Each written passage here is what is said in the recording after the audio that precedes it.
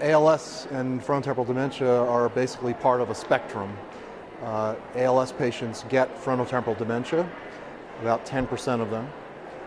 Between 30 and 50% of ALS patients have measurable abnormalities in so-called executive function that resides in the temporal and frontal parts of the brain.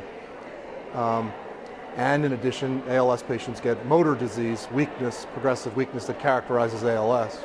So sometimes these patients will develop cognitive dysfunction before they get motor dysfunction, but sometimes the cognitive dysfunction follows the motor dysfunction.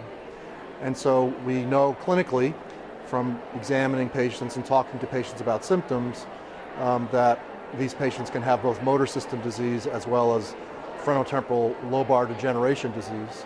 We also know this from MRI scans. We also know this from autopsy program where people with ALS can donate brain and spinal cord to the University of Pennsylvania for pathologic analysis. And we know that the pathologic protein in ALS is basically the same one as in frontotemporal, a very common kind of frontotemporal degeneration, that is TDP-43. So the two diseases actually share pathology. They share the accumulation of an abnormal protein called TDP. And that cements the relationship of the two disorders. ALS patients get FTD.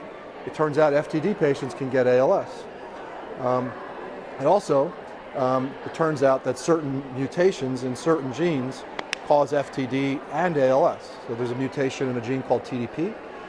There's a mutation in a gene called FUS, F-U-S, a mutation in a gene called the VCP gene, the valsin-containing protein gene, and a gene that was just discovered a couple weeks ago on chromosome 9.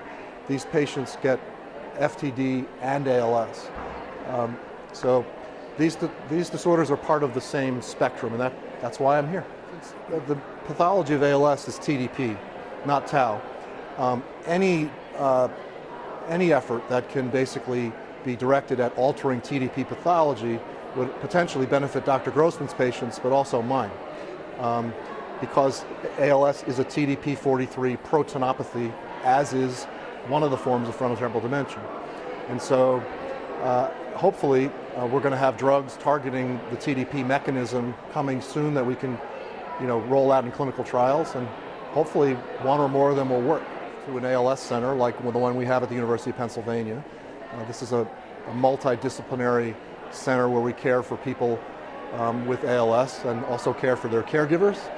And the multidisciplinary team includes neurologists like myself, but also nurses. And we partner with a charitable organization, which is also a resource called the ALS Association.